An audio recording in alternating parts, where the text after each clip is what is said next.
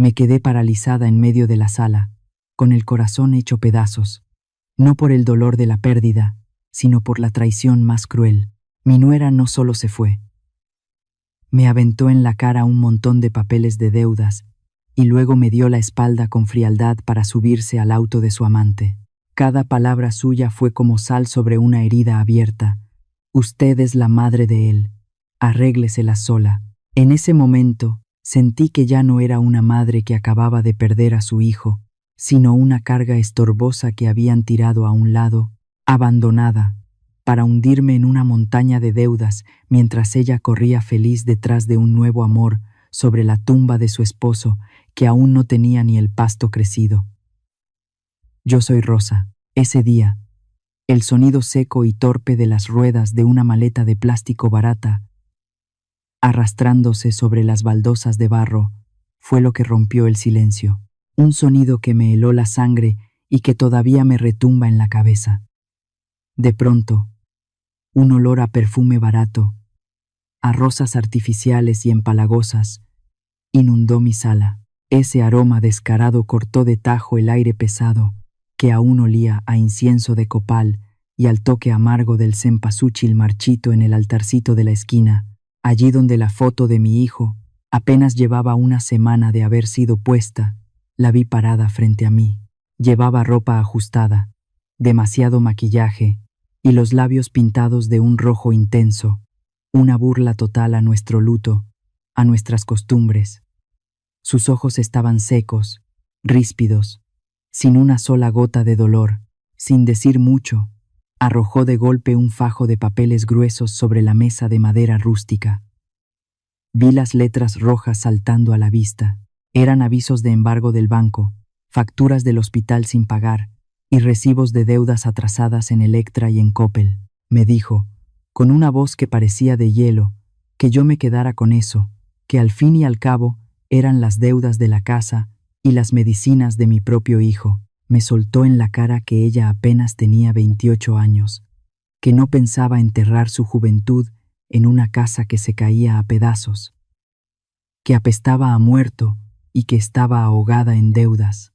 Me dijo que, como yo era la madre de él, a mí me tocaba cargar con esa cruz. Yo no podía moverme. Estaba anclada al piso. Mi mirada se desvió hacia la ventana. A través de las rejas de hierro negro, afuera, estacionada en la calle de tierra, había una troca vieja pero levantada y pulida hasta brillar. El vidrio estaba abajo y la música de corridos tumbados retumbaba con tanta fuerza que hacía vibrar los cristales. Al volante estaba un muchacho con los brazos tapizados de tatuajes, de esos de la Santa Muerte.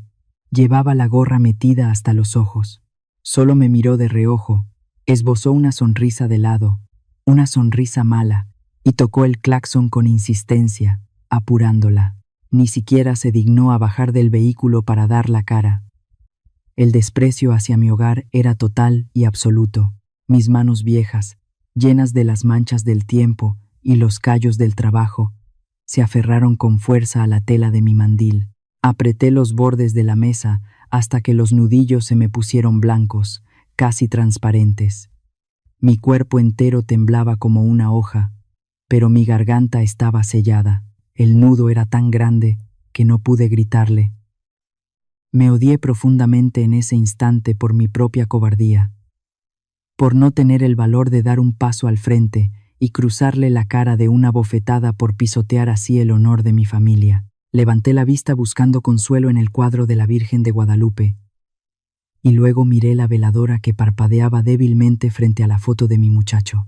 Las lágrimas por fin me quemaron los ojos, mezclando mi tristeza infinita con una rabia sorda. Alejandro, ¿por qué cerraste los ojos para escapar de este mundo, dejándonos a tu madre vieja y a tu niño a merced de las humillaciones de esta mujer que tú llamabas tu vida? Ella no dijo nada más. Agarró el asa de su maleta y cruzó la puerta sin voltear a ver a su propio hijo ni una sola vez. El zaguán de fierro se cerró de un golpe seco.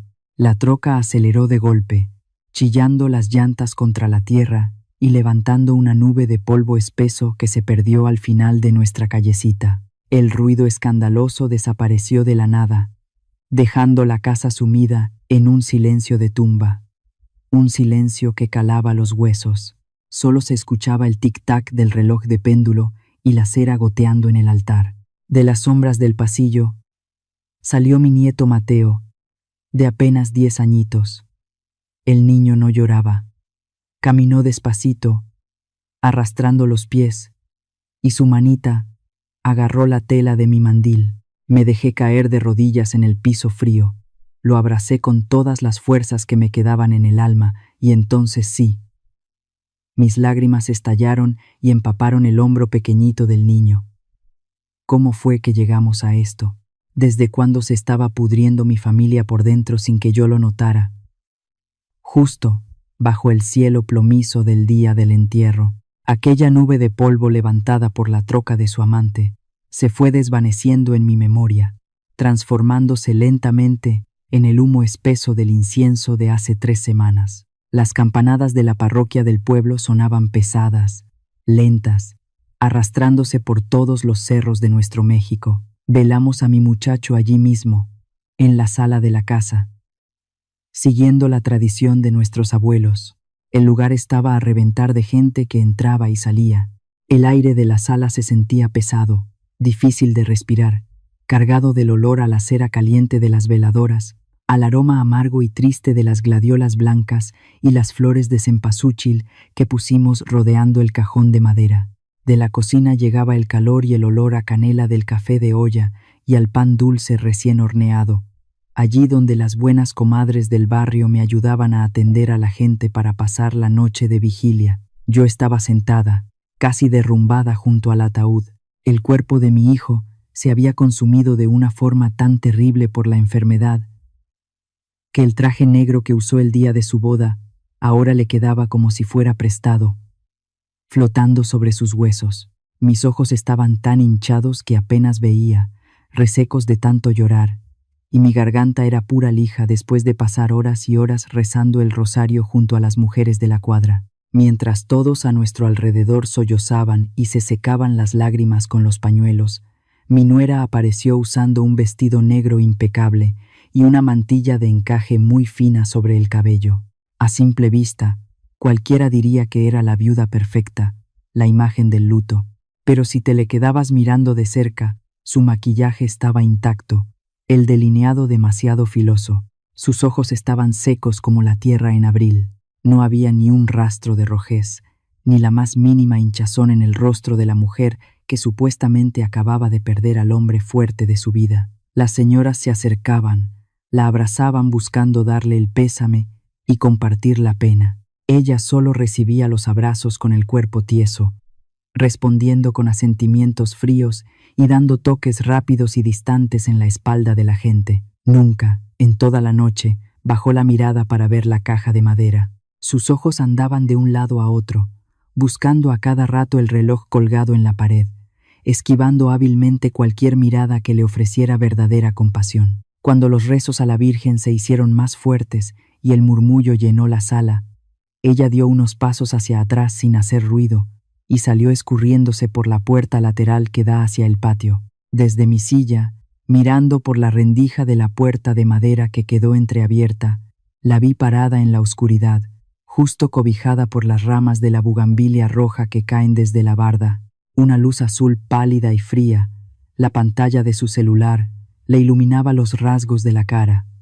Sus 2 pulgares se movían a una velocidad tremenda, tecleando y tecleando sin parar. Y entonces, pasó. Fue un segundo. Pero es una imagen que se me grabó con fuego y que me voy a llevar a la tumba. La comisura de sus labios se levantó despacio. Una sonrisa coqueta, perversa, llena de un triunfo que no correspondía. Una mueca de alegría que borró de un plumazo en cuanto escuchó los pasos de un vecino que iba de paso al baño. Era una acción completamente podrida en medio de nuestro duelo. Los demás chamacos de la familia ya estaban vencidos por el sueño, acurrucados en las sillas, o andaban jugando allá afuera en la calle para espantar el ambiente de muerte. Pero Mateo, mi nieto, no hacía ninguna de las 2 cosas. El niño estaba hecho bolita en una silla de madera en un rincón oscuro de la sala, abrazando sus propias rodillas con fuerza. No pataleaba, no gritaba llamando a su papá. Sus ojitos negros, que se veían afilados y cargados de una madurez que no le tocaba para sus 10 años, estaban clavados fijamente en dirección al patio, hacia la bugambilia. Él no dejaba de ver a su madre. El niño vio el resplandor de la pantalla.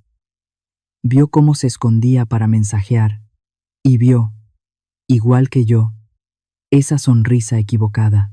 Yo me levanté despacio, me acerqué y le acaricié la cabeza con torpeza, tratando de engañar a mi propio instinto. Pensé en ese momento que el niño estaba sufriendo un shock muy fuerte. Me dije a mí misma, tratando de justificarla, que mi nuera seguramente estaba escondiéndose en el patio para poder desahogarse a solas y no quebrarse frente a su hijo. Dios mío, qué ciega y qué ingenua fui esa noche. A la mañana siguiente, bajo el sol implacable de nuestro cielo, llevamos el cuerpo de mi hijo al panteón. El sonido seco de las palas, golpeando y arrastrando la tierra suelta, me partía el alma en 1000 pedazos.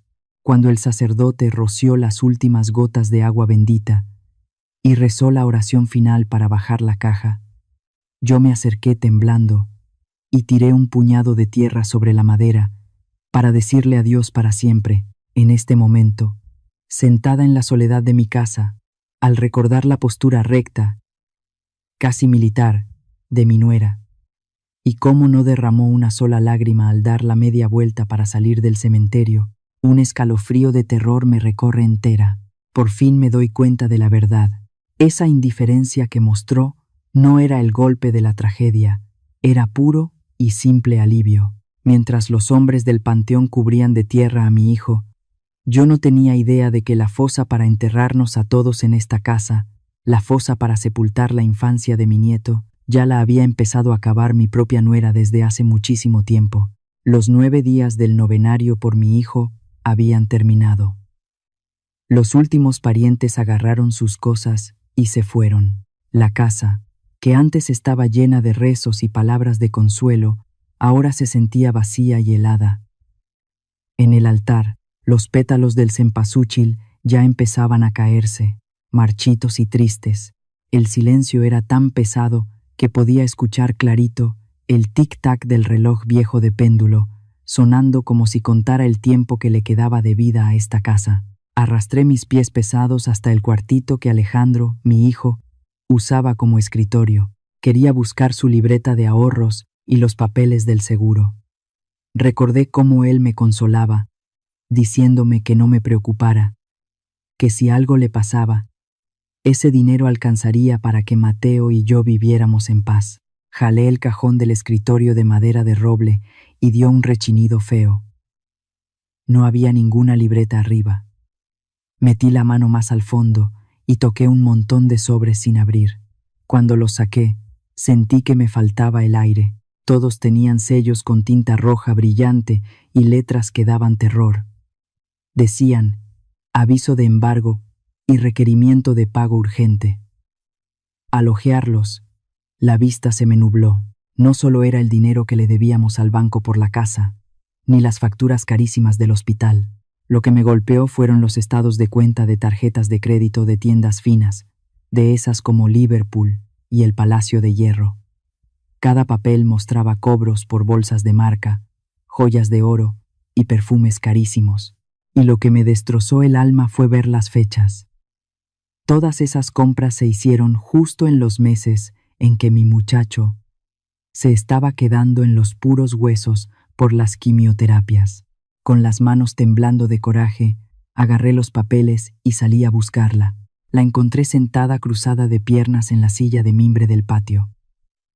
Se había quitado la ropa de luto y traía un vestido de seda color ciruela. Se estaba limando las uñas con toda la calma del mundo, con un vaso de agua de limón con hielos a un lado. Me acerqué temblando y le pregunté qué era todo eso. ¿Dónde estaba el dinero de mi hijo? ¿Y por qué se había gastado tanto en lujos mientras su marido agonizaba? Ella ni siquiera levantó la cabeza para mirarme.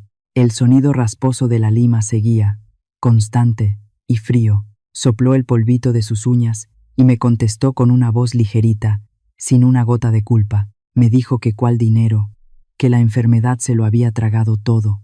Y sobre las tarjetas, tuvo el descaro de decirme que una mujer tiene que cuidarse, que si yo quería verla como una limosnera para que la gente se burlara. Me quedé helada. Le reclamé que el banco nos iba a quitar la casa, el sudor de nuestra familia. Entonces ella se paró de golpe, aventó la lima a la mesa y me miró con un desprecio terrible. Me soltó que esa deuda estaba a nombre de mi hijo, que yo era su madre y que yo viera cómo pagarla.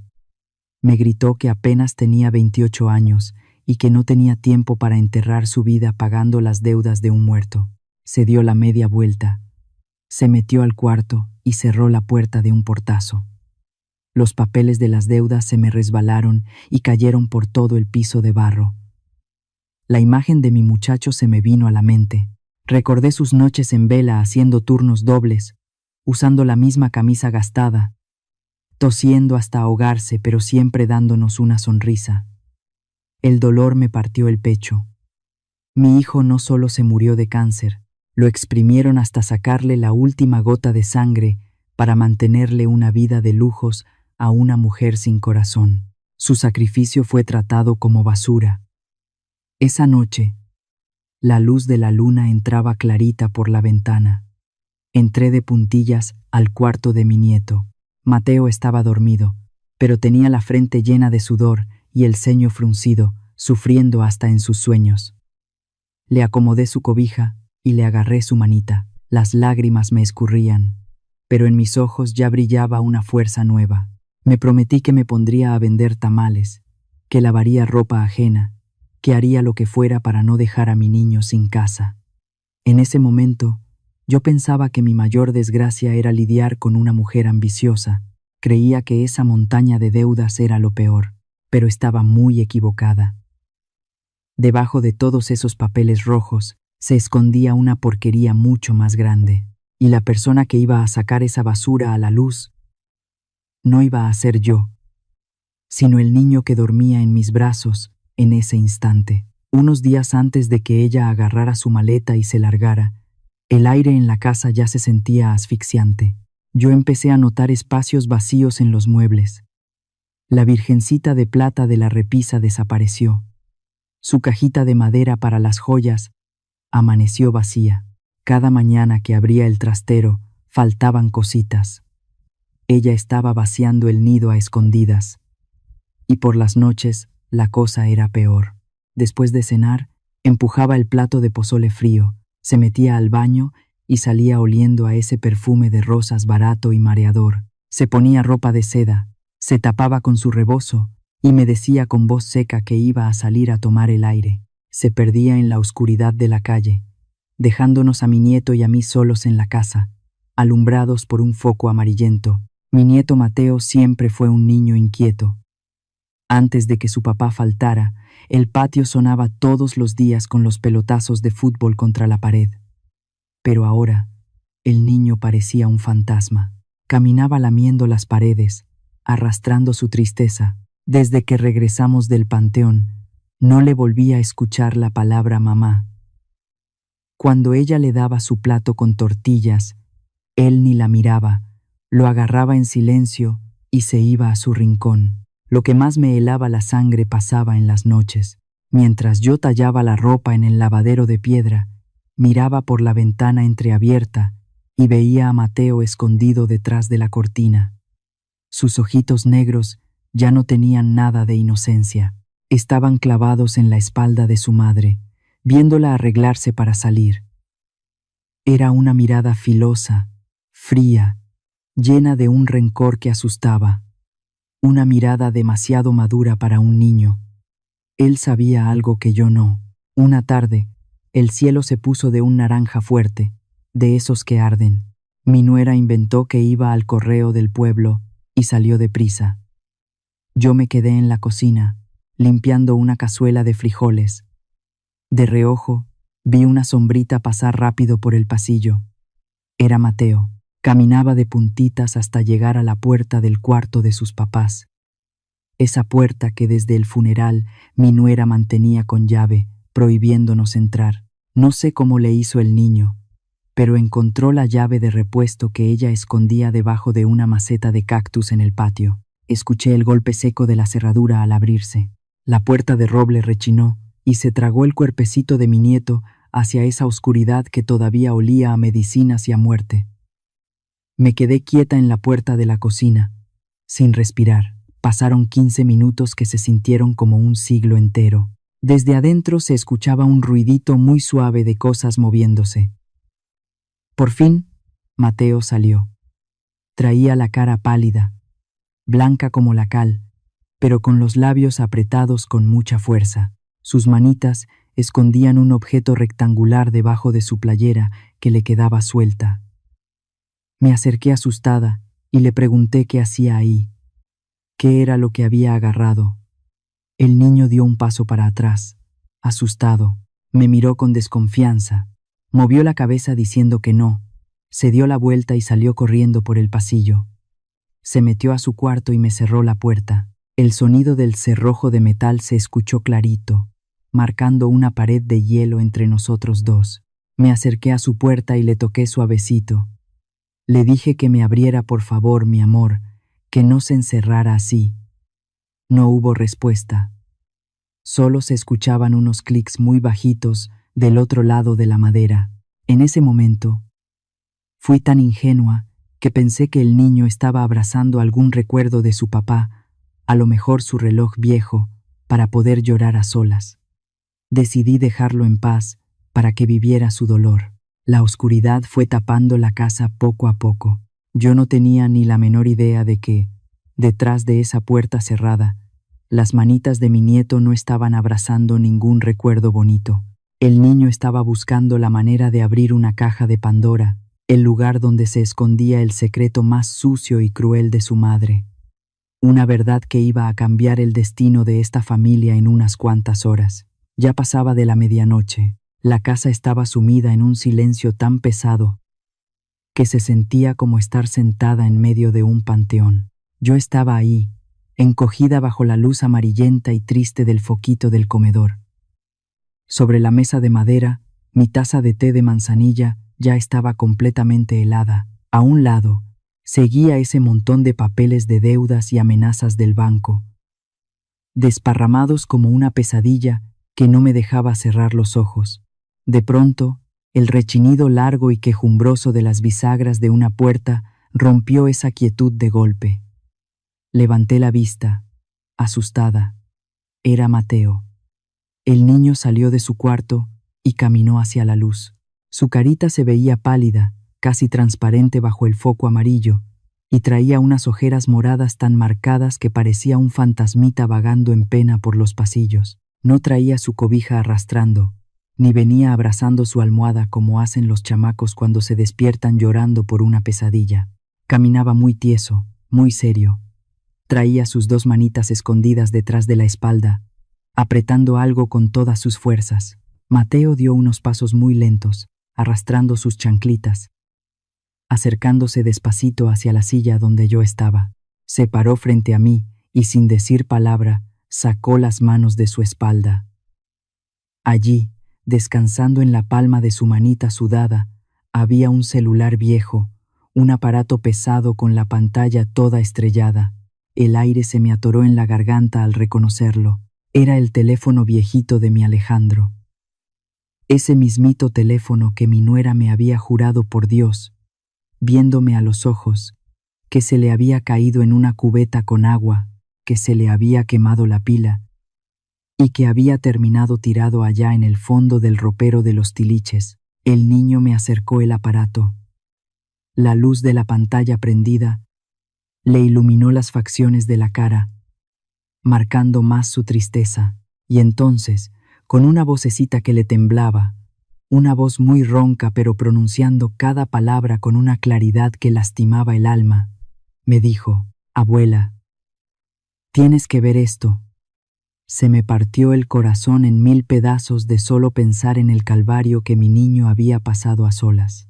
No sé cómo, pero a escondidas había buscado un cable viejo para darle carga a ese aparato que dábamos por muerto. El pobrecito se había pasado las noches probando decenas de contraseñas en la oscuridad de su cuarto, hasta que logró quitarle el candado juntando el día de su propio cumpleaños con la fecha en que nació su papá, y al ver esa pantalla brillando, la verdad más amarga me dio una bofetada en la cara. Mi Alejandro no tenía un pelo de tonto, su corazón seguramente ya le avisaba que lo estaban traicionando. Mi muchacho, cuando todavía se podía mantener en pie, había logrado sincronizar la cuenta de mensajes del teléfono de su mujer en este aparato viejo para descubrir su engaño. Pero esa enfermedad maldita se lo comió tan rápido que le amarró las manos. El dolor físico y la agonía no le dieron tiempo de enfrentarla, y mi hijo se tuvo que tragar toda esa rabia y esa humillación, llevándose el nudo en la garganta hasta el fondo de su tumba. Mis manos temblaban como hojas secas en el viento cuando agarré el teléfono. Los nudillos se me pusieron duros, engarrotados, en cuanto mi dedo deslizó la pantalla y leí las primeras palabras. Lo primero que me brincó a los ojos, quemándome la vista, fueron un montón de fotos tomadas a escondidas. Ahí estaba mi nuera, esa misma mujer que se arrastraba por mi casa quejándose de que estaba agotada, que se veía demacrada, que lloraba diciendo que cuidar a su esposo enfermo la estaba dejando sin vida. Pero en esas fotos, ella tenía una sonrisa enorme, radiante, con los labios bien pintados de rojo. Salía abrazada, recargada con un descaro tremendo en el pecho de ese muchacho de los tatuajes, el mismo infeliz mal encarado que manejaba la troca levantada allá afuera de mi portón de fierro. En las fotos se veían felices, burlándose de la vida. Se daban unos besos llenos de lujuria, escondidos en cantinas oscuras y revolcándose en camas de hoteles de paso. Unas muestras de cariño y una energía que ella jamás, ni por tantita compasión, le dio a mi hijo en los 3 años largos que duró su calvario contra el cáncer.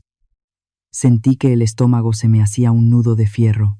Una oleada de asco me subió de golpe por el pecho, dejándome unas ganas terribles de vomitar atoradas en la garganta, pero el engaño de la carne, la infidelidad, no era el fondo de esta pesadilla. Lo que me agarró el corazón y me lo destrozó como si lo aplastaran con una piedra del metate fue ver las fechas y las horas exactas de esos mensajes. Seguí bajando la pantalla y la respiración se me cortó por completo. Sentí un piquete en el pecho, como una puñalada. El primer mensaje era del 14 de octubre, a las 2:15 de la madrugada. Ella le escribía diciéndole: «El viejo ese ya está tosiendo otra vez. El olor a medicina y a persona enferma me da asco. Me revuelve el estómago. Aguántame un poquito más. No te desesperes. El doctor me dijo en secreto que las células malas ya están regadas por todos lados y no pasa de este mes». Mi sangre se hizo hielo puro. Era una bestia, un demonio con cara de mujer. Seguí leyendo, casi ciego por las lágrimas de coraje. 28 de octubre, a las 11:30 de la noche. El amante le mandaba un texto diciéndole: «¿Qué pasó? Mi esposa hermosa, ya arreglaste lo de los papeles del seguro. Apúrate que la troca que quiero ya la pusieron en rebaja». Y ella, con la frialdad de un asesino, le contestó: «Tú tranquilo, mi amor. Hoy escupió sangre. Ya está muy débil. No tiene fuerzas para nada. Mañana a primera hora le llevo el poder notarial al hospital para obligarlo a firmar como sea. Con ese dinero nos cambiamos la vida. Nos vamos lejos y dejamos a la vieja y al escuincle tirados en esa casa que se cae a pedazos». La cabeza me empezó a zumbar, como si tuviera un panal de abejas adentro. Sentí un vértigo terrible. 28 de octubre. Cerré los ojos con fuerza y el recuerdo me golpeó la mente con una violencia brutal. Esa fue exactamente la noche que mi hijo se nos puso gravísimo. La noche negra en que los pulmones se le llenaron de líquido y tuvimos que correr en la madrugada para que lo metieran a terapia intensiva, lleno de tubos. Esa mismita noche, Ella me abrazó en el pasillo frío del hospital, derramando lágrimas falsas y moquillando en mi hombro. Me dijo que estaba muerta de cansancio, que sentía que se iba a desmayar ahí mismo, y me pidió irse a la casa a dormir un rato para reponerse. Pero la verdad, la cochina y asquerosa verdad, es que mientras mi hijo se ahogaba en esa cama clínica, peleando a muerte por jalar un poquito de aire, ella estaba metida entre las sábanas sudadas con otro hombre, planeando paso a paso cómo chuparnos hasta la última gota de sangre para comprarse su libertad. El teléfono se me resbaló y cayó haciendo un sonido seco y hueco, un clac doloroso contra el piso de barro rojo. El mundo entero me dio de vueltas y se hizo pedazos frente a mis propios ojos. Ahí entendí todo el teatro. Mi muchacho no se murió nada más porque el cáncer se lo comiera por dentro. A mi hijo lo mató la peor de las traiciones. Todo su esfuerzo de años, todos sus turnos dobles en el trabajo, todo su amor, lo usaron estos dos infelices como si fuera un chiste, para burlarse de él en su propia cara. Yo no podía articular ni media palabra. Apreté las mandíbulas y me mordí los labios, con tanta rabia que sentí el sabor caliente y salado de mi propia sangre en la boca. Lo hice para castigarme y para no soltar un grito de dolor, un aullido de animal herido que despertara a todo el barrio entero. Justo en ese instante de oscuridad total, sentí unos bracitos delgados enredándose con fuerza en mi cuello. Mateo se acercó y me abrazó con desesperación. Un niño de 10 años, al ver que su propia madre era un monstruo, debió haber soltado el llanto a gritos. Pero mi Mateo no lloró. Pegó su carita fría contra mi hombro y yo sentí cómo su cuerpecito temblaba de pies a cabeza. Era un odio puro y maduro. Mi niño había cargado con esta porquería de secreto él solito, aguantando la respiración, esperando el momento exacto para entregármelo porque él sabía, en el fondo de su alma herida, que yo era la única persona en este mundo que de verdad lo amaba y lo iba a defender. En medio de esa madrugada helada, sentí que mis lágrimas se habían secado por completo. Ya no había tristeza, ya no había llanto. Al levantar la vista y ver la carita fuerte, terca y valiente de mi nieto, un fuego nuevo, un fuego frío y aterrador, empezó a prenderse adentro de mi pecho. Esa lumbre quemó en un segundo toda la paciencia, todo el miedo y toda la cobardía de una mujer vieja. Ya no era una viejecita asustada. La pantalla estrellada del teléfono se apagó por completo, tragándose esa luz pálida y dejándonos a los dos hundidos en la oscuridad del comedor. Mis sollozos, esos que me venían ahogando el pecho desde hace rato, se cortaron de tajo en mi garganta. El llanto se me secó. De repente, el silencio en la casa era total. Un silencio que pesaba. Solo se escuchaba la respiración agitada de mi nieto junto a mí y el sonido bajito, lánguido, de la cera de la veladora que seguía ardiendo frente al retrato de mi muchacho. Levanté mis manos temblorosas y con los dedos llenos de arrugas, me limpié con fuerza las lágrimas que todavía me escurrían por los cachetes.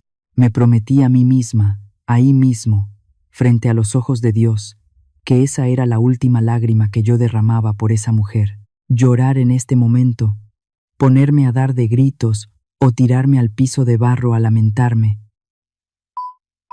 era una falta de respeto, era escupirle a la memoria de mi Alejandro. Mi dolor ya había tocado el fondo del pozo, y justo ahí, en la oscuridad de ese fondo, sentí cómo se prendía una flama nueva, una lumbre helada, callada. Esa flama me quemó por dentro, pero no para lastimarme, sino para hacer cenizas cualquier rastro de debilidad, de lástima o de perdón que todavía me quedara en el corazón. Agarré la carita de Mateo entre mis dos manos. Mis palmas viejas y rasposas sintieron lo frío de sus mejillas. Lo jalé hacia mí y pegué mi frente con la suya. El niño ya no temblaba. Su cuerpecito estaba firme. Sus ojos negros, oscuros como la noche que nos rodeaba, me miraban fijamente, esperando. Él necesitaba saber que yo no me iba a quebrar. Le di un beso largo en la frente y con mi dedo pulgar le tracé la señal de la cruz, persignándolo como hacemos las madres mexicanas para espantarle el mal a los nuestros. Mi voz ya no temblaba, me salió ronca, profunda, cortando el aire de la madrugada. Escúchame bien, mi Mateo, no tengas miedo. Mi niño, desde este mismito instante, nadie, absolutamente nadie, va a tener el permiso de hacerle daño a nuestra familia. Tu abuela va a ser tu escudo de hierro, y esos cobardes que pisotearon la sangre y el honor de tu padre, te juro por mi vida que me la van a pagar. El niño apretó los labios y me hizo un movimiento con la cabeza, asintiendo con una firmeza que me dolió. Mi chamaco ya no necesitaba a su madre. En ese segundo, él entendió que la abuela vieja y cansada había desaparecido y que ahora tenía enfrente a la loba que lo iba a defender con los dientes si era necesario. Me levanté despacio y me senté con la espalda bien derecha en la silla de madera.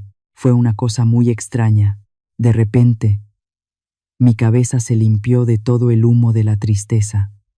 Mi mente se volvió filosa, clara, como si me hubieran quitado una venda de los ojos. Agarré el teléfono viejo y lo puse sobre la mesa.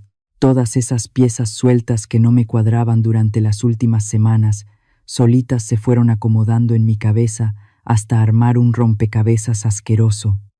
Ahora entendía todo. Ya entendía por qué ella andaba con los ojos secos y la cara de aburrimiento el día del velorio de mi hijo, porque mientras nosotros le rezábamos a Dios, ella estaba ocupada mandándole mensajes a su amante para festejar que el estorbo ya se había muerto. Ya entendía por qué me faltaban cosas de plata, por qué su cajita de joyas amaneció vacía, porque la muy ladrona estaba sacando el valor de la casa a escondidas antes de largarse. Su plan perfecto era usar la muerte de mi hijo como un trampolín. Quería dejarnos a una vieja enferma y a un niño chiquito ahogados en la ruina, para ella poder salir corriendo con las manos limpias, a disfrutar de su libertad y su dinero manchado de sangre. Pero la muy infeliz cometió un error que le iba a costar la vida entera. En su soberbia, creyó que un niño de 10 años era estúpido y ciego. Me paré de la silla de un solo movimiento, caminé hacia la cocina, arrastrando mis pasos por las baldosas, abrí las puertas rechinantes de mi trastero de madera, tiré todos los carretes, los botones y las tijeras sobre la mesa. Envolví el teléfono viejo con muchísimo cuidado, como si estuviera envolviendo un arma cargada, y lo acomodé en el fondo de la lata. Cerré la tapa de metal, busqué mi candado de bronce, ese chiquito que usaba para la caja de los mandados, se lo puse a la aldaba y lo apreté. El clac del metal sonó fuerte, seco, definitivo. Eso no era nada más esconder un teléfono. Con ese sonido, yo acababa de sellar la sentencia de muerte para la vida de esa mujer, y me dije a mí misma, apretando los puños, que yo no iba a hacer un circo, salir a la calle a gritarle de cosas, ir a buscarla para jalarle las greñas, o hacerle un pleito de verduleras. Eso es para gente sin clase, para mujeres de sangre caliente y cabeza vacía. Yo no. La forma en que yo la iba a hacer pagar sería en completo silencio. Iba a ser un castigo lento, frío, y que le iba a doler hasta la médula de los huesos. Igualito, gota a gota, a como ella hizo sufrir a mi hijo en esa cama de hospital. La noche se fue deshaciendo. Por la ventana vi cómo el cielo empezaba a pintarse de un rojo sangriento con el amanecer. Y así damos un salto en el tiempo. Unos cuantos días después de esa madrugada espantosa, pasó exactamente lo que ustedes ya escucharon al principio de mi historia. El ruido lánguido de las llantitas de su maleta de plástico tallando el piso, los pitazos escandalosos y groseros del amante tatuado en su troca estacionada allá afuera de mi zaguán, el fajo de papeles de deudas y amenazas que ella me aventó sobre la mesa, escupiéndome a la cara que mi nieto y yo éramos su carga y que ya no le importábamos. Si cuando les conté esa parte al principio, ustedes pensaron que yo estaba parada ahí, callada, porque me moría de miedo. Si creyeron que mis manos apretaban el borde de la mesa, porque me sentía inútil o cobarde, ahora ya saben la verdad. Yo no me estaba muriendo de miedo. Mis manos estaban blancas de tanto apretar la madera, porque estaba haciendo un esfuerzo sobrehumano para amarrar a la fiera que llevaba dentro. Me quedé callada, como una estatua, viéndola pasearse con su vestido embarrado y su maquillaje barato rumbo a la puerta, porque yo sabía perfectamente algo que ella ignoraba. Yo sabía que con cada paso que daba hacia esa troca, ella solita, por su propia avaricia y su estupidez, se estaba metiendo directo a la trampa. Cuando la puerta de fierro se cerró, me asomé por la reja. Vi la nube de polvo levantarse en la calle de tierra mientras se iban. El motor de la troca se fue apagando a lo lejos, y ahí, en la soledad de mi entrada, la comisura de mi boca se levantó despacito. «Lárgate», le dije al viento. «Cierra la puerta y vete. Vete a disfrutar tu victoria de mentiras. Vete a brindar por tu libertad, porque la verdadera obra de teatro, tu verdadero infierno, apenas va a empezar». Dicen por ahí, y dicen bien, que no hay fuerza más destructiva y peligrosa en este mundo que el silencio de una madre a la que le han lastimado lo que más ama. Cuando una mujer entierra su debilidad y sus lágrimas, lo que nace es un monstruo calculador. La trampa perfecta ya está armada y esperando a que estos traidores den el paso en falso. Si ustedes también están sintiendo que la sangre les hierve y quieren ver de qué forma esta abuela va a soltar el golpe para quitarles hasta el último centavo a ese par de sinvergüenzas, dejen ahora mismo su me gusta, pongan un corazón en los comentarios y escriban la frase: «Justicia para la abuela».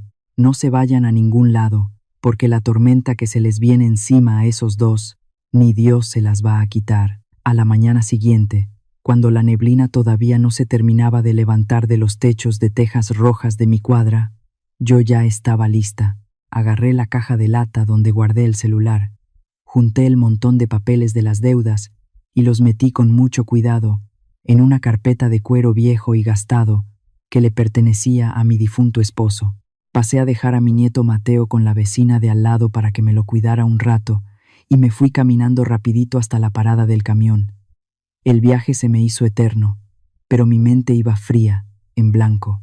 Mi destino era el despacho de don Arturo, un abogado ya mayor, un amigo de muchos años de mi familia. Cuando empujé la puerta de su oficina, me recibió ese olor tan conocido a madera de roble viejo y a humo de puros. Arturo me saludó con el cariño de siempre, pero yo no estaba ahí para llorar ni para buscar consuelo. Me senté bien derecha en la silla de cuero, descarapelado frente a su escritorio. Saqué los papeles y el teléfono con la pantalla estrellada y los puse sobre el cristal de su mesa.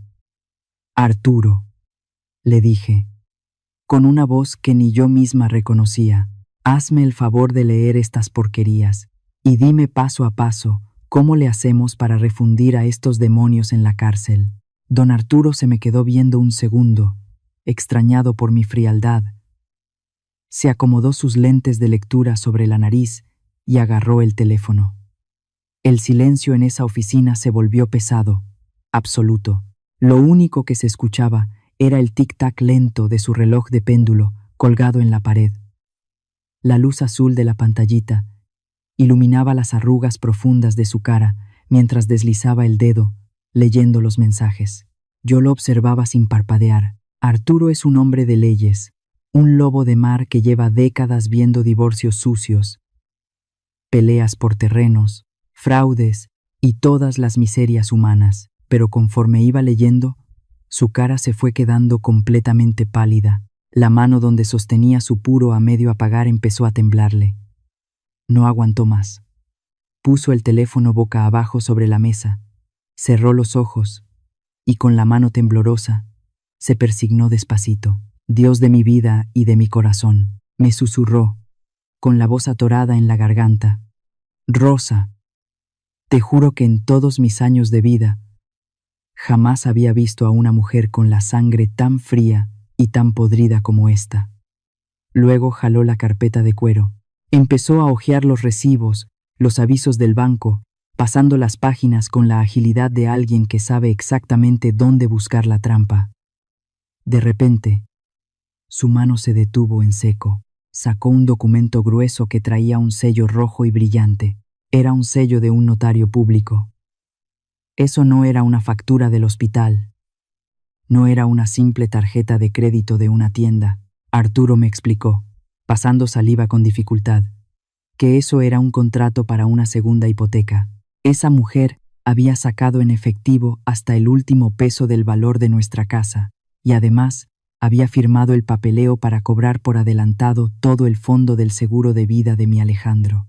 Arturo arrastró el papel por el escritorio hasta ponerlo justo frente a mí. Destapó su pluma fuente y apuntó con la punta de metal a la esquina de abajo, donde estaba la firma del deudor. Rosa, me dijo, mirándome a los ojos con una mezcla de lástima y de terror. Fíjate bien en la firma de Alejandro. Fíjate en la fecha que le pusieron aquí. Es del 28 de octubre. 28 de octubre. Sentí que el corazón se me paró de un trancazo. El aire se me quedó atorado en el pecho. Esa fue la noche maldita. Esa fue la madrugada en que a mi hijo se le llenaron los pulmones de líquido, que cayó en un coma profundo y lo tuvieron que meter de emergencia a terapia intensiva. Mi muchacho estaba inconsciente, rodeado de máquinas pitando, con un tubo atravesándole la garganta para poder respirar. ¿Cómo diablos iba a estar despierto para firmarle un papel al banco? Me agaché temblando para ver el documento de cerquita. Esa no era la letra de mi hijo. Los trazos de mi Alejandro siempre fueron firmes, fuertes y orgullosos. Lo que estaba manchando ese papel eran unos rayones chuecos, temblorosos, unas líneas deformes donde la punta de la pluma casi rompe la hoja por la fuerza con la que la apretaron contra la mesa. El estómago se me volteó por completo. La escena se me dibujó en la cabeza como si yo hubiera estado parada en esa habitación.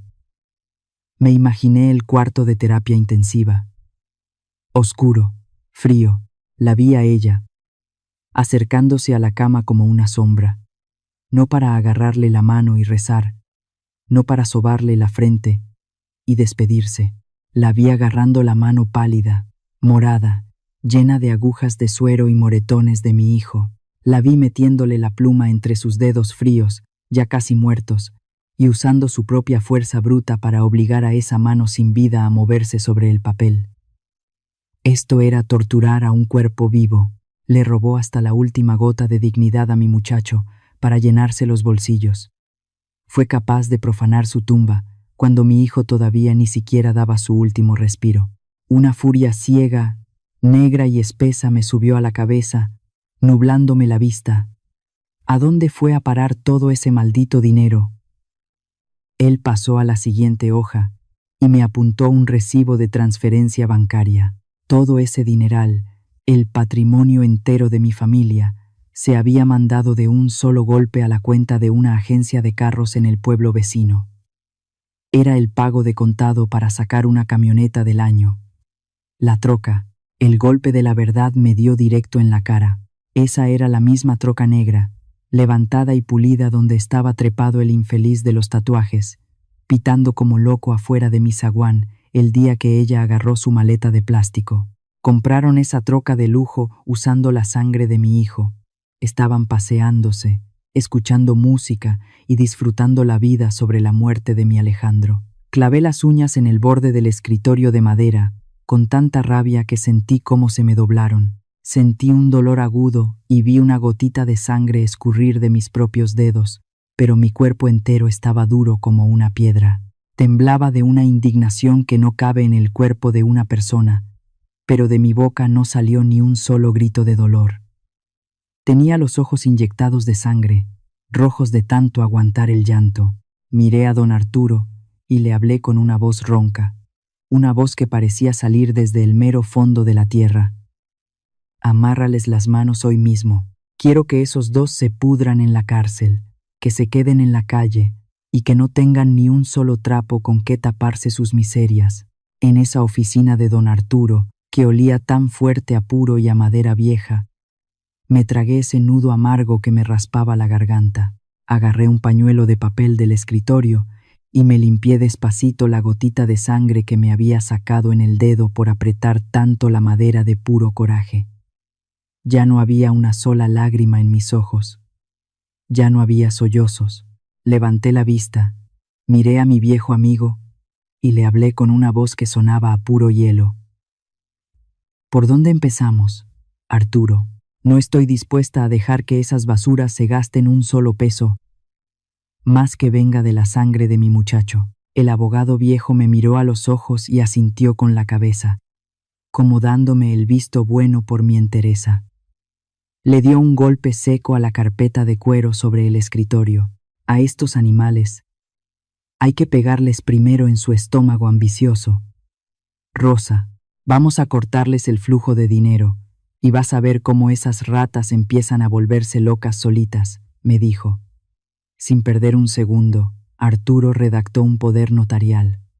Me acercó su pluma fuente, la agarré con fuerza y plasmé mi firma en la esquina del papel.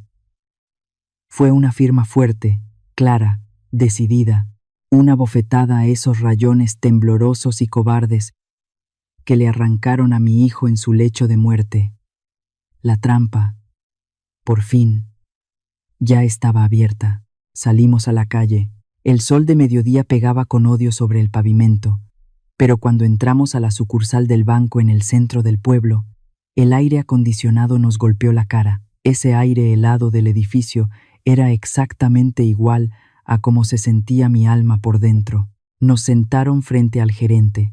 El hombre nos miraba con cara de aburrimiento, hasta que Arturo dejó caer sobre su escritorio el acta de defunción de mi hijo, la copia del contrato con la firma falsa y la orden de urgencia de un juez para congelar los bienes. El gerente se enderezó de golpe en su silla. Vi clarito cómo le empezaron a brotar unas gotitas de sudor frío en la frente, al darse cuenta del error tan gigantesco que había cometido su banco al soltar ese préstamo, sin revisar las cosas a fondo. Tartamudeando, nos pidió una disculpa y empezó a teclear como loco en su computadora. El sonido de las teclas era música para mis oídos. De pronto, dio un golpe seco a la tecla de Enter. Clac. Y con ese ruidito, todas las tarjetas de crédito, las cuentas de ahorro y los plásticos que mi nuera traía guardados en su bolsa carísima quedaron completamente muertos. Cuentas congeladas. El saldo disponible de esa mujer pasó a ser un simple y redondo cero. La fuente de donde estaban mamando para pagar su aventura de amor sucio se las acababa de cortar de tajo. Huele a café negro barato, quemado, y a tinta de impresoras viejas. Me senté frente al escritorio de metal del agente investigador. Con mis propias manos puse la caja de lata de galletas con el teléfono estrellado y el montón de papeles de la hipoteca falsa sobre la mesa. El agente, un hombre de bigote grueso y cara de fastidio, empezó a revisar las pruebas y a cruzar las fechas. Levantó la vista y me miró con un asco total, pero no hacia mí, sino hacia el crimen tan asqueroso que le estaba poniendo enfrente. En ese mismo ratito, se abrió la carpeta de investigación oficial. Los cargos no eran cualquier cosa: fraude y falsificación de documentos oficiales. En ese preciso instante, esa mujer dejó de ser solamente una mala esposa y una nuera malagradecida. Ante los ojos de la ley mexicana, ella ya era una delincuente con orden de captura que andaba huyendo de la justicia. Pero Arturo, con toda su experiencia, me advirtió de algo que me puso los pelos de punta. Me dijo que el dinero va y viene, pero que mi mayor preocupación debía ser la sangre de mi sangre. Rosa, me dijo frotándose la barba, en el momento en que esa mujer se quede sin un quinto, se va a acordar de que el gobierno da una pensión para el bienestar a los niños huérfanos. Va a regresar a tu casa a querer llevarse a Mateo por la fuerza para usarlo como su cajero automático. No lo pensé 2 veces. Tomamos un taxi directo a las oficinas del DIF, al Sistema de Protección de la Familia. Mostré los mensajes donde ella maldecía a su propia familia. Expliqué cómo agarró su maleta de plástico y dejó botado al niño sin siquiera voltear a verlo una sola vez. Con el apoyo del abogado, metimos la demanda urgente para quitarle la guardia y custodia y exigir para mí la patria potestad completa de mi nieto. Cuando la trabajadora social me entregó el papel sellado con la custodia legal temporal, solté un suspiro largo. Por fin sentí que respiraba de verdad. La ley ya era mi escudo de acero. A partir de ese momento, cualquier persona, así fuera su propia madre, que pusiera un pie en mi zaguán con la intención de arrastrar a Mateo a su mundo de porquería, iba a salir de mi casa con unas esposas de metal en las muñecas. Ya íbamos de regreso a la casa. Pasé caminando por la plaza principal del pueblo y me detuve en un puestito de dulces. Le compré a Mateo una manzana acaramelada, de esas rojitas, brillantes y pegajosas que tanto le gustaban antes de que la tragedia nos tragara. Cuando llegué, me lo encontré sentadito en el patio de barro, ayudándome a pelar lo que quedaba de la canasta de papas. El corazón se me apachurró de amor y de muchísimo orgullo al ver a ese hombrecito tan valiente. Me acerqué, le di su dulce y le sobé el pelo con cariño. Ya todo está bien, mi chamaco hermoso. Tu abuela ya le puso un candado de hierro a nuestra puerta. Salí al corredor y me senté en mi mecedora de madera. Levanté la vista hacia el reloj de pared. Me quedé meciéndome despacito, pensando. Me pregunté en qué playa lujosa o en qué tienda de ropa cara andarían ahorita mismo mi nuera y el tipo de los tatuajes. ¿Qué cara iba a poner ella cuando la maquinita del banco le marcara en letras rojas que su tarjeta fue rechazada por falta de fondos? Sonreí. Fue una sonrisa callada, serena. Disfruten. Malditos. Sigan disfrutando su cuento de hadas, me dije a mí misma. El costal ya estaba bien amarrado por todos lados, y a las ratas, poco a poco, se les estaba acabando el aire. La justicia a veces tarda, pero cuando llega, golpea con la fuerza de un martillo sobre la piedra. Si ustedes siguen aquí, acompañándome en esta historia, por favor ayúdenme comentando el número 1 ahí abajo en los comentarios. Necesito saber que no estoy sola, que tengo a mi lado a personas que entienden este camino de dolor pero también de una resistencia a prueba de todo. La presencia de ustedes es la fuerza más grande para que yo les cuente el final de esta pesadilla, porque agárrense fuerte. El karma y el castigo están a punto de caerle en la cabeza a esos dos infelices, y va a ser mucho más rápido que un parpadeo. Gracias a lo que después me contaron los investigadores de la policía, pude armar en mi cabeza la escena patética que esos dos estaban viviendo justo en ese momento. En el tercer día desde que ella agarró su maleta, andaban allá, dándose la gran vida en un hotel carísimo frente a la playa en Mazatlán. Me la imagino tirada en un camastro junto a la alberca, tomando una margarita bien fría, escondiendo su culpa detrás de unos lentes oscuros de diseñador. Y el otro, el muchachito de los tatuajes, tomándose fotos para lucirse recargado en la troca. Esa troca que compraron con la sangre y el sufrimiento de mi Alejandro. Ella en su cabeza hueca, estaba convencida de que había dejado toda la basura atrás. Se sentía ganadora.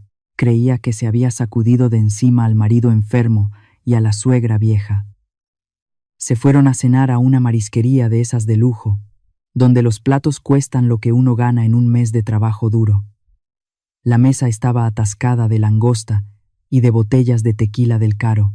Cuando el mesero les llevó la cuenta, ella, dándose sus aires de gran señora, sacó su tarjeta de crédito dorada y se la entregó con una sonrisita de orgullo. Pasaron los minutos. El mesero regresó, pero ya no traía una sonrisa. Agachó la cabeza y le dijo con pena que su tarjeta había sido rechazada. Ella frunció el ceño. Seguro soltó alguna grosería por lo bajo, culpando al sistema del banco, y sacó otra tarjeta del cajero automático, y luego otra. Cada vez que pasaban el plástico, sonaba un pitido seco, un sonido corto y cruel. Tit. Y en la pantallita brillaban unas letras rojas. Cuenta bloqueada. El muchacho de los tatuajes, que nomás estaba acostumbrado a sacarle dinero a las mujeres, le cambió la cara de golpe. Ya no la miraba con amor ni con deseo. La miraba con sospecha y con coraje. De muy mala gana. El infeliz tuvo que rascar el fondo de su cartera y juntar sus últimos pesos para pagar la cena. La humillación ya estaba servida en la mesa. Llegaron al cuarto del hotel y se desató el infierno. Ella, desesperada, llamó al número del banco y puso el altavoz. La voz helada de la señorita del banco retumbó en las paredes de ese cuarto de lujo, diciendo que las cuentas estaban congeladas por órdenes del Ministerio Público, por una investigación de fraude y falsificación de documentos. El teléfono se le resbaló de las manos. La cara se le quedó sin una sola gota de sangre, blanca como la cal. El amante, que no era más que un vago de la calle, al escuchar las palabras Ministerio Público y fraude, sintió el terror en los huesos. Él no quería saber nada de problemas con la ley federal. El teatrito de amor barato se les cayó a pedazos. El hombre la agarró del cuello de la blusa y le gritó en la cara. Le reclamó que ella le había jurado que ese dinero era limpio. La insultó, le dijo que era una estúpida y que lo estaba arrastrando a la cárcel con ella por culpa del marido muerto. Ella lloraba a gritos. Se le colgaba de los brazos, rogándole que no la dejara, prometiéndole que me iba a marcar por teléfono para obligarme a soltar el dinero.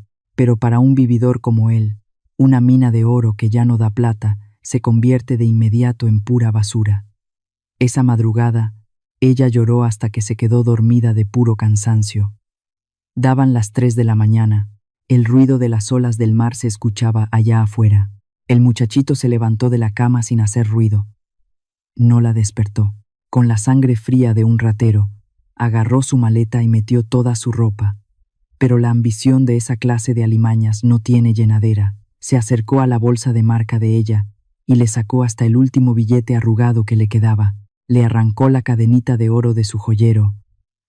Se guardó los anillos de matrimonio de mi hijo y hasta se embolsó la virgencita de plata que ella me había robado de mi sala. Por supuesto, agarró las llaves de la troca.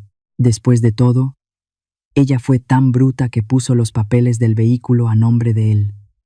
El hombre salió del cuarto. La puerta cerró con un clic suavecito. Unos minutos después, el motor de la troca rugió en el estacionamiento y el ruido de las llantas se fue perdiendo en la oscuridad. Era el mismito ruido que yo escuché afuera de mi casa días antes. La única diferencia es que esta vez, la que se quedaba tirada. Al día siguiente, el sol de la mañana la despertó. Abrió los ojos y vio el lado de la cama vacío. Se levantó de golpe. Las puertas del closet estaban abiertas de par en par. Su cajita de joyas estaba vacía. Corrió al balcón y miró hacia abajo, al estacionamiento. La troca ya no estaba. Agarró su teléfono y le marcó decenas de veces a su gran amor, pero lo único que le contestaba era el tono sordo y muerto del buzón de voz. Estaba en la ruina, metida en un hotel carísimo que a las 12 del día le iba a exigir el pago, sin un hombre que la mantuviera, sin un peso en la bolsa, sin casa a dónde regresar, y con la policía respirándole en la nuca. Había perdido absolutamente todo en un abrir y cerrar de ojos, pero las víboras nunca se dejan morir de hambre. En medio de su ataque de pánico y de miseria, a su mente retorcida se le prendió un foco. Se acordó de Mateo, se acordó de que el gobierno da un apoyo económico mensual a los huérfanos. Su propia sangre, su propio hijo al que había abandonado sin remordimiento, se iba a convertir en su nuevo cajero automático. La tarde del cuarto día desde que ella agarró su maleta, el sol de México caía a plomo quemando las piedras de las calles de mi colonia. No era el motor potente de la troca de lujo de su amante, era el ruido de un taxi destartalado, de esos que apenas y andan. Y luego empezaron los trancazos. Empezaron a golpear el zaguán de fierro de mi casa con una desesperación de locos. Pum, pum, pum. Los gritos agudos y chillones de mi nuera retumbaban por toda la calle, tanto que las vecinas empezaron a asomar la cabeza por las ventanas, moviendo las cortinas. Salí al corredor, despacito. La vi a través de los barrotes. Dios de mi vida, si la hubieran visto, ya no quedaba absolutamente nada de esa mujer altanera. Parecía un pavo real al que le habían arrancado todas las plumas. Ya no traía sus lentes oscuros carísimos. No traía su maleta de marca. El maquillaje se le escurría por los cachetes mezclado con el sudor. Y ese vestido de seda color ciruela ahora se le veía todo arrugado, sucio, lleno de tierra. Era más que obvio que la acababan de echar a patadas del hotel por no tener una tarjeta que pasara en la maquinita. No traía ni una sola gota de arrepentimiento ni de vergüenza. Se agarró de los barrotes de fierro como un animal rabioso y me gritó con el cuello estirado: «Abre la puerta, vieja maldita, ¿qué le hiciste a mis cuentas del banco? Ábreme. Vengo a llevarme a mi hijo». Yo no me alteré. Bajé los escalones del patio con una calma que hasta a mí misma me sorprendió. Traía puesto mi mandil de cuadros, y en ese momento lo sentí como si fuera una armadura de acero. Me paré a medio metro exacto de la reja. Me crucé de brazos y la miré de arriba a abajo, viéndola por debajo del hombro, con el desprecio más grande que un ser humano puede sentir por otro. «¿Perdiste tus tarjetas de crédito? ¿O será que el vividor de tu amante te vació la bolsa y te botó a la calle como a un perro callejero?», le pregunté. Mis palabras fueron como un balazo de frente. Se quedó tiesa, peló los ojos porque sabía que le había dado justo en el clavo, pero rápido alzó la voz para defenderse. «Eso a ti no te importa. Yo soy la madre de Mateo y tengo todo el derecho de llevarme a mi sangre. Regrésame a mi chamaco». Solté una carcajada, una risa helada, seca y amarga, que sonó muy fuerte en medio del calorón del patio. «¿Amor de madre?», le contesté cruzando miradas. «¿En dónde demonios estaba tu amor de madre cuando agarraste tu maleta para largarte con otro, dejándole a tu propio hijo la montaña de deudas del padre que apenas acababa de cerrar los ojos?» Di un paso más hacia la reja, pegando mi cara casi a los fierros, y le escupí la verdad arrastrando cada letra. «Tú regresaste porque te acabas de enterar de que el gobierno da una pensión para el bienestar a los niños huérfanos. Te quedaste sin un peso. El infeliz de tu amante te dejó limpia, y ahora tu cerebro sucio sacó las cuentas y pensaste que podías venir a secuestrar a tu propio hijo para usarlo como tu cajero automático, para poder seguir comprándote tus pinturas y pagando tus borracheras. Tú no eres una madre, eres un demonio chupasangre». Al ver su miseria más cochina expuesta a la luz del sol, la cara se le puso roja, casi morada del coraje y de la tremenda humillación. Sacudió el zaguán como desquiciada, temblando de furia. «Eres una vieja mentirosa. Te voy a echar a la policía ahorita mismo por secuestro de menores». Y justo en ese segundo, cuando estaba pegando de gritos llamando a la patrulla, la puerta principal de madera de mi casa se abrió. Mateo salió al corredor. El niño no venía llorando. No gritó la palabra mamá. Caminó con una tranquilidad y una firmeza que asustaba. Se paró justito detrás de mí y su manita pequeña se agarró fuerte de la tela de mi mandil. Al verlo, ella cambió la cara de loca en un instante y quiso exprimir un par de lágrimas de cocodrilo. «Mateo, mi amor», le dijo con voz temblorosa, «ven con mamá. Nos vamos a ir de esta casa vieja que se cae a pedazos. Tu abuela te tiene encerrado a la fuerza, ¿verdad, mi vida?». Mi nieto de 10 años levantó la cara y miró directo a los ojos a la mujer que le dio la vida. En su carita no había un gramo de amor, No había nostalgia, solo había una distancia helada y un asco profundo. El niño habló claro, con una voz fuerte y valiente para que hasta las vecinas chismosas escucharan la verdad. Mi abuela no me tiene encerrado. Yo prefiero 1000 veces quedarme en esta casa rota que irme con la persona que deseaba todos los días que mi papá se muriera rápido. Ya leí todos los mensajes en el teléfono viejo de mi papá. Tú no eres mi mamá. Ella dio un paso para atrás, como si le hubieran dado un garrotazo en la frente. La verdad la había partido en dos como un relámpago. Nunca, en su perra vida, se imaginó que su secreto más asqueroso iba a ser destapado frente a todos por el mismo niño al que quería usar para sacar dinero. Aprovechando que estaba paralizada por el terror, metí la mano a la bolsa de mi mandil y saqué la hoja oficial con los sellos rojos del juzgado familiar y del DIF.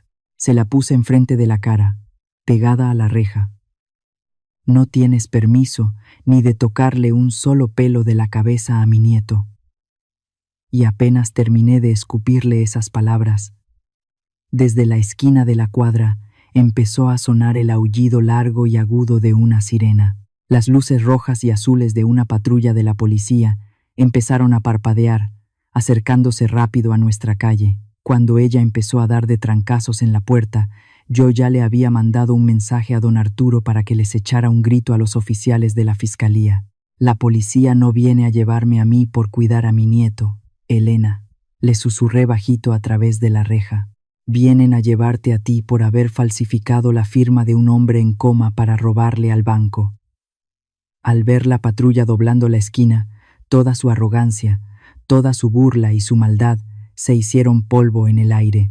Pegó un grito ahogado de pánico, agarró su bolsita vacía, dio la media vuelta y salió corriendo con el alma en un hilo. La vi huir corriendo chueco, metiéndose por el callejón lleno de lodo y basura que da a la otra calle, escondiéndose como lo que verdaderamente era, una rata de alcantarilla muerta de miedo por la luz del sol. Mi zaguán de fierro se quedó cerrado, firme e invencible. Después de verla correr despavorida por el callejón, ensuciándose los zapatos en el lodo, los días empezaron a pasar. Llegamos exactamente al 5.º día desde que ella había agarrado su maleta de plástico barato, creyendo que se iba a comer el mundo y dejándonos a nuestra suerte. Yo estaba en la cocina, sentada frente a la mesa rústica, doblando unas servilletas de tela con mucha calma. De pronto, el teléfono viejo de la casa, ese de cable enredado que tenemos colgado en la pared, empezó a sonar. El timbre era fuerte, chillón. Me levanté despacio, me limpié las manos en el mandil y descolgué la bocina. Del otro lado de la línea, no escuché la voz altanera de la mujer que me había tirado las deudas en la cara. Lo único que se escuchaba era una respiración agitada, un llanto ahogado, desesperado. Era ella. Su voz sonaba chiquita, temblorosa, completamente rota por el pánico. Me empezó a soltar un mar de excusas baratas que me daban lástima. Me dijo, entre sollozos, que le acababa de llegar a la casa de su madre un citatorio de la fiscalía, que los agentes judiciales ya la andaban buscando por el delito de fraude y por la falsificación de la firma de mi hijo. Lloraba a gritos, diciendo que se había equivocado, que el maldito de su amante le había lavado el cerebro, que él la había obligado a hacer todo el papeleo. Me suplicó, me rogó por la Virgen y por todos los santos que yo hablara con el abogado Arturo para retirar la demanda. Me decía, con el alma rota se lo pido, perdóneme, no me destruya la vida, déjeme regresar para ver a mi niño. Yo me quedé callada escuchando su teatro de lágrimas de cocodrilo. No sentí ni una pizca de lástima. Mi corazón era un bloque de hielo macizo. Apreté la bocina del teléfono con fuerza y miré de reojo la foto de mi Alejandro en el altar de la sala. La flama de su veladora estaba tranquila, sin moverse. Elena, le dije, con una voz muy lenta, muy fría, sin un solo rastro de coraje ni de tristeza. Te equivocas. A ti nadie te obligó a nada. Tú solita le pusiste la pluma en la mano a mi muchacho cuando estaba agonizando. Tú solita te arreglaste, te pintaste la boca y agarraste tu maleta. Así que no vengas a pedirme piedad a mí, cuando tú no le tuviste ni un gramo de respeto al hombre que te dio una familia. Ella volvió a llorar con más desesperación, soltando unos alaridos que lastimaban el oído. Suegra, se lo ruego, yo no sabía lo que hacía, se lo juro. La paz que sentí en ese momento fue inmensa. Y entonces pronuncié las palabras que le iban a dar punto final a esta pesadilla. Las mismitas palabras que ustedes escucharon al principio de todo este relato. Ya es demasiado tarde. Hice una pausa para que mis palabras le clavaran como espinas. Hay líneas en esta vida que cuando uno las cruza, ya no hay camino de regreso. Usaste la agonía y la muerte de tu marido como un negocio para irte de cama en cama. La justicia de los hombres ya te está buscando y te va a encontrar. Pero tu castigo más grande no van a ser los barrotes de una celda. Tu verdadero infierno va a ser vivir todos los días de tu miserable vida, sabiendo que perdiste a tu hijo para siempre. No la dejé decir ni una sola sílaba más. Bajé el brazo y colgué el teléfono. El golpe del auricular contra la base de plástico sonó como el golpe del martillo de un juez. Se acabó. Elena había firmado su propio destino. Y yo, por fin, la había borrado de nuestras vidas. El sonido de esa línea muerta me trajo un alivio que no les puedo explicar con palabras. La casa se quedó en silencio, pero ya no era ese silencio de panteón que nos asfixiaba semanas atrás. Un silencio que olía a tierra mojada después de una tormenta, a pura tranquilidad. Con la ayuda incondicional del abogado don Arturo, las cosas legales tomaron su rumbo rápido. Ella no tuvo escapatoria. Con las cuentas bancarias en ceros y sin dinero para pagar un buen defensor, la justicia le echó el guante. El banco, al ver todas las pruebas médicas y la hora exacta en que falsificaron la firma, no tuvo de otra más que echar para atrás la segunda hipoteca. Sí, es verdad que todavía nos quedaban las deudas del hospital y lo de las tarjetas de las tiendas. La vida no se arregla por arte de magia. Pero don Arturo nos ayudó a negociar unos pagos chiquitos, justos. Yo desempolvé mis ollas grandes, me puse a hacer mis tamales y a vender mis guisados en la cochera, y así, a base de puro sudor honrado, empezamos a salir del hoyo.